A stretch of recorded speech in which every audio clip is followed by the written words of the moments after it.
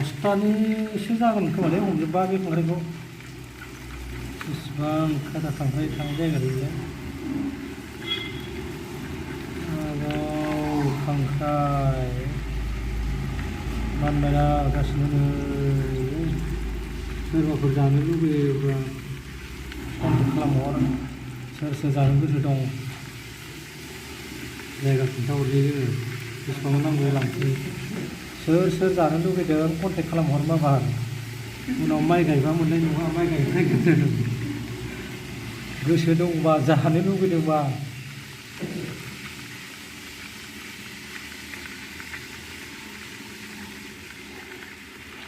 जायनो हमो बेनो मोनजायो